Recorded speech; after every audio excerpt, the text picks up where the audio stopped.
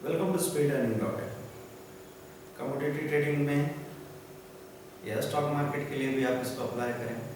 Trading के questions चल रहे हैं, कई सारे क्वेश्चंस हमारे ट्रेनीज के अलावा जो ट्रेडर्स हैं हमसे पूछते रहते हैं और उस पर हम लोग यहाँ पे चर्चा कर रहे हैं ताकि आप और गहराई से किसी भी चीज़ को समझ सकें। देखिए, कोई भी आपसे कोई बात करता है, कोई बात कहता है, आँख मूंद के उसको मान मत लीजिए। जो भी आपके मन में सवाल उठते हैं वो सवाल आपको करने चाहिए, क्योंकि वो सवाल आपको अटका के रख लेंगे और आप उस सवाल को लेके मन में बैठे रह जाएंगे और जो कुछ कहा गया है वो करने में आपको भरोसा नहीं आएगा। तो वो जो गांठ आपके अंदर बंधी हुई है उसको खोल लेना बहुत ज़रूरी है। जो ढक्कन आपके घड़े पे रखा हुआ है उसको हटा देना बहुत ज़रूरी है। या तो आपका सवाल बिल्कुल सही हो सकता है तो सामने वाला अपनी गलती सुधारेगा, या आप गलत हैं तो आप उस गठान को खोल के आगे बढ़ पाएंगे। तो यहाँ पे एक सवाल आया था कि हेजिंग जो हम लोग कराते हैं कि इस मंथ की सिल्वर बाय कर लो, नेक्स्ट मंथ की सिल्वर बेच दो, इस मंथ का क्रूड बाय कर लो, नेक्स्ट मंथ का क्रूड बेच दो, इस मंथ का कॉपर बाय कर लो, नेक्स्ट मंथ का कॉपर बेच दो। तो सवाल यह है कि इसमें कौन सी महान विद्या है? तो हर कोई कर सकता है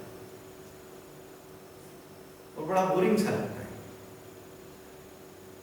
आपकी बात सही है, हर कोई कर सकता है लेकिन करता नहीं।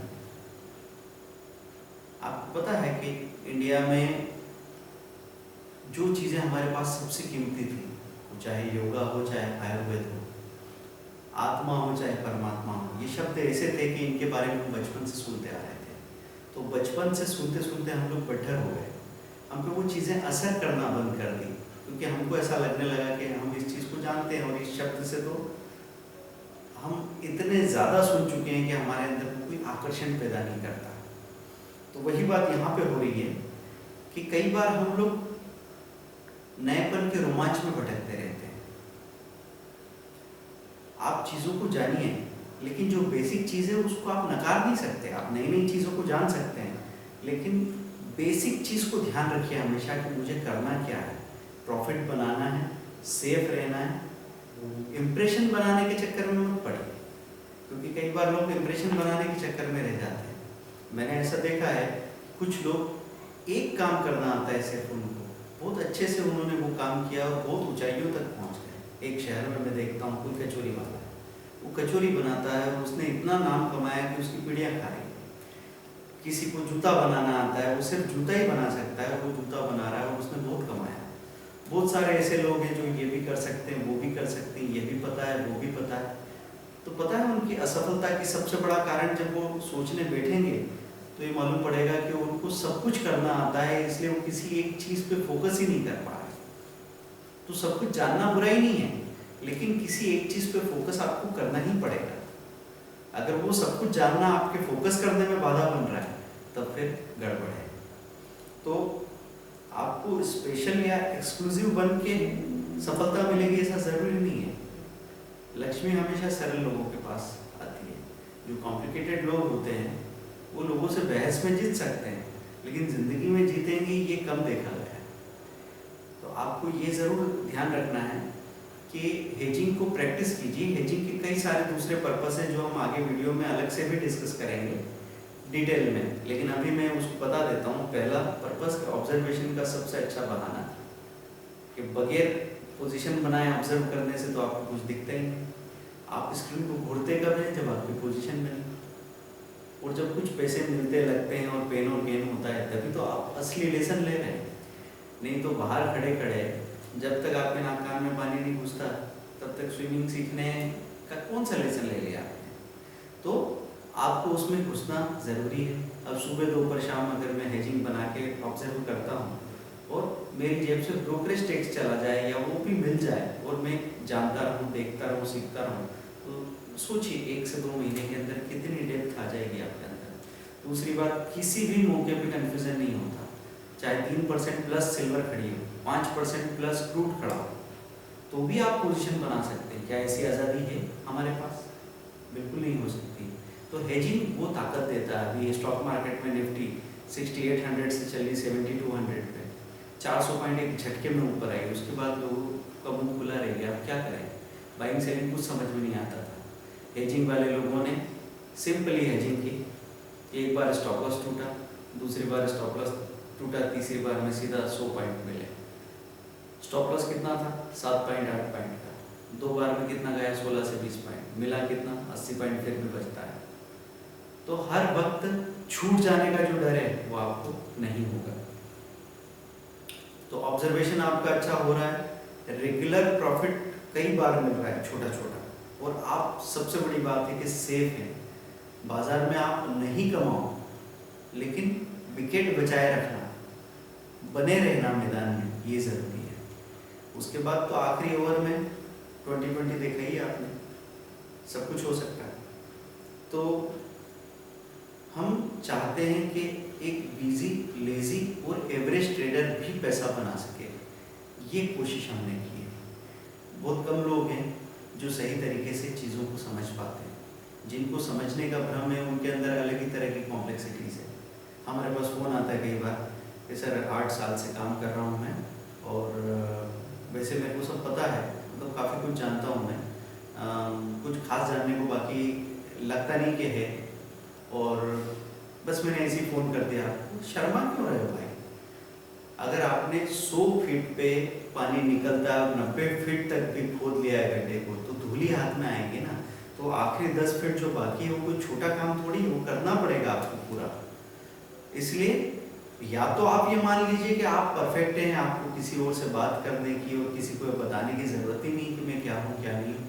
अगर आपने फ़ोन लगाया है तो आपको इतनी सरलता ज़रूर होनी चाहिए कि हाँ सर, आपसे मुझे क्या जानना है, मुझे क्या चाहिए आपसे, और उसमें बहुत सारी चीज़ें मेरे पास होगी, तो कोई बुराई नहीं। आपको जो चाहिए वो तो आपको लेना पड़ेगा ना, चाहे आपको लॉट में मिल रहा हो। तो वो सरलता अपने अंदर लाना ज़रूरी है। अगर आपको बगैर हेजिंग के भी काम करना है तो वो भी करके देख लीजिए। हम तो कहते हैं एक्सपेरिमेंट कीजिए, आपको कौन सा तरीका सूट करता है ये आप ही सबसे बेहतर डिसाइड कर सकते हैं। हम आपको विकल्प दे रहे हैं, लेकिन किसी चीज़ का नाम सुन के ही भाग खड़ा होना और उसका दूर से अंदाज़ा लगाना, इसमें हमने सबसे ज़्यादा धोखा खाया। क्योंकि योगा जब लोग करते थे तो योगा में ऐसे धीरे धीरे संयम से हाथ हिलते डुलते थे कि आदमी को लगता था इसमें क्या हो रहा है। जब जिम में जाते थे और कुछ टूका नहीं साफ होता था तो ऐसा लगता था कि बहुत बड़ा काम हो रहा है। लेकिन पूरी दुनिया को समझ में आ गया कि वो शांत सा योग कितनी बड़ी चीज़ है। वो सिर्फ शरीर का नहीं, मन का, इवन आपकी सोल तक का व्यायाम है।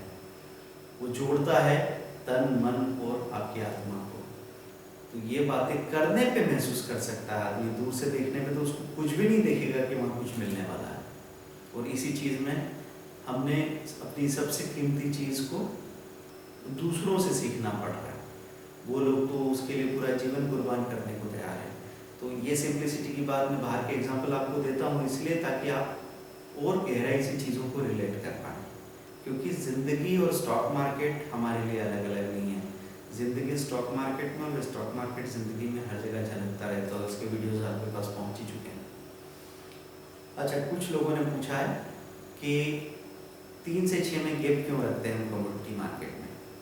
क्योंकि 2:30 बजे के आसपास तक एक मूवमेंट आ जाता है। सुबह अगर मूवमेंट आना है, पहले तो सुबह मूवमेंट आता नहीं था, लेकिन आजकल दिन में या सुबह काफ़ी मूवमेंट आने लगा है। उसके बाद एक रिवर्सल हो सकता है। तो अगर आप बाइंग के मोमेंटम में चले जा रहे हैं तो 3 से 6 बजे के बीच में आप फंस जाएंगे।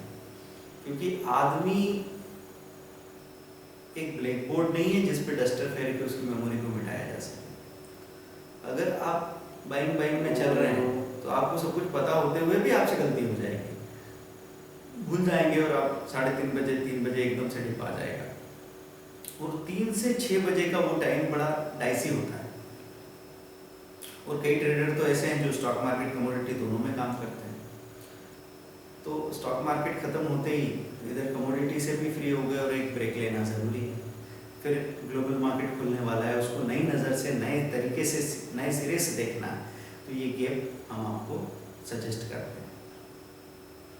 तो टाइमिंग को लेके बहुत सारी बातें हैं, बहुत सारी चीज़ें हैं जो हमने देखी है। उसमें बहुत सारा जो इंसाइट आया वो तो ऑब्जर्वेशन और अनुभव से आया है। हर चीज़ के लिए एक सिंपल प्लेन लॉजिक काम नहीं करेगा, लेकिन हम आपको ये समझाना चाह रहे हैं कि बाजार को गौर से देखो कौन कौन से टाइमिंग पे कैसे कैसे मूवमेंट्स आ रहे हैं, और उसका इस्तेमाल करना सीखो। क्योंकि कुछ चीज़ों के लिए तो 3 से 5 का टाइम भी काफ़ी अच्छा होता है। जैसे मेंथा ऑयल है, मेंथा ऑयल का क्लोजिंग अगर 5 बजे होगा तो आप 3:54 पे और 4:29 पे वो ट्रेड कर सकते हैं, उसका हेजिंग कर सकते हैं, उसमें आपको बहुत ज़्यादा चांसेस है कि एक अच्छा प्रॉफिट मिल जाए। तो मेंथा ऑयल को आप उस वक्त कर लीजिए क्योंकि 5 बजे बंद होने वाला है, आखिरी घंटे में उसमें अच्छे मूवमेंट आ सकते हैं। तो ऐसा नहीं है कि जो टाइमिंग हमने बता दिया उसके आधार पर बाजार चलेगा। बाजार जैसे चलता है उसको हमने देखा है, और जो हमारा ऑब्जर्वेशन रहा है वो हम आपके साथ शेयर कर रहे हैं, और आगे भी ऐसे ही चलता रहेगा, इस बात की गारंटी नहीं है। हम आपको ये समझाना चाह रहे हैं कि गौर कीजिए किस किस टाइम पे क्या क्या होता है, ये आपके लिए महत्वपूर्ण है ना। तो सही चीज़ों को समझना देखना सीखिए, क्योंकि हम आपको कुछ घोल के पिला दें और 20 साल तक आप उस गुट्टी को लेते रहें, इसको हम सिखाना नहीं मानते। हम ये सिखाना चाहते हैं कि सीखा कैसे जाता है, क्योंकि सीखना अगर आप अच्छे से सीख गए तो इसके बाद हमारे साथ हैं तब तक आप सीख रहे हैं, ये एक बात है। लेकिन बाद में अपने आप को अपडेट करते जाएंगे, बाद में बाजार बदलेगा, बाजार की स्क्रिप्ट्स बदलेगी, स्क्रिप्ट्स की साइज़ बदलेगी और बिहेवियर बदलेगा बाजार का, आप अपने आप को अपडेट करते चले जाएंगे। क्योंकि आप समझो ना, माइक्रोसॉफ्ट का एक वर्जन विंडोज़ आप 3.1 समझ लिया, 7 समझ लिया, तो 8, 9 सबको थोड़ा सा अपडेशन किया कि आप तैयार करें। आपको बेसिक समझ होनी चाहिए, है ना। तो यही चीज़ हमने ट्रेडिंग के बारे में बात की। आप अच्छे से चीज़ों को प्रैक्टिस करते रहिए। जो कोई भी कन्फ्यूज़न है हम टेलीफोनिक क्लासेस में बात कर ही रहे हैं। Thank you very much, bye, thank you.